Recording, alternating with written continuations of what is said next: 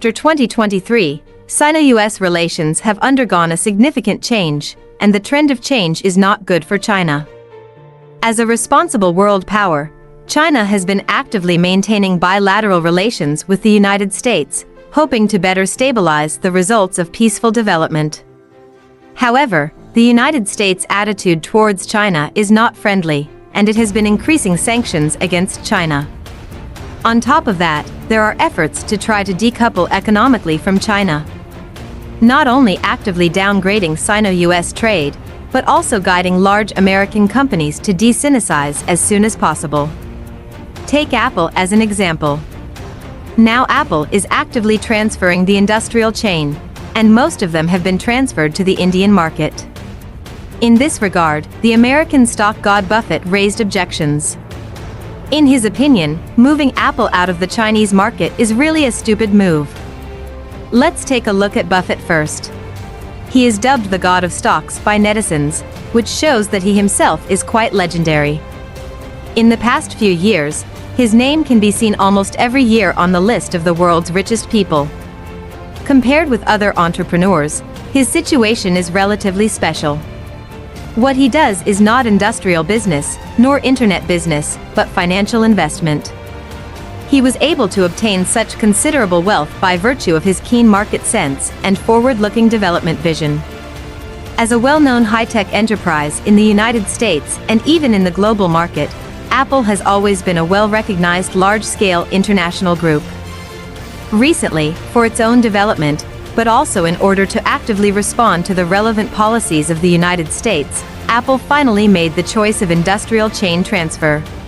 Transferring part of China's industrial chain to the Indian market can indeed reduce production costs to a certain extent and effectively increase Apple's economic benefits.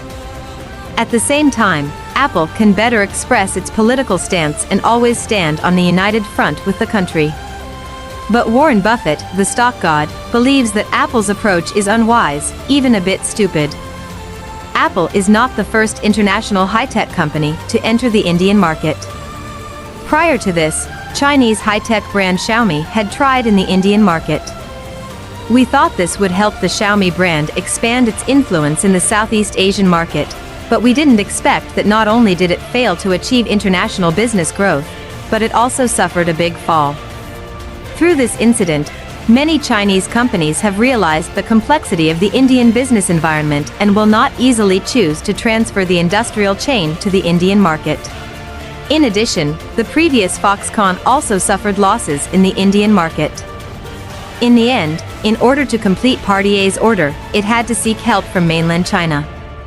Especially for a large multinational group like Apple, Apple's choice to transfer the industrial chain can not only help India solve the employment problem, but also promote the growth of the local economy to a certain extent.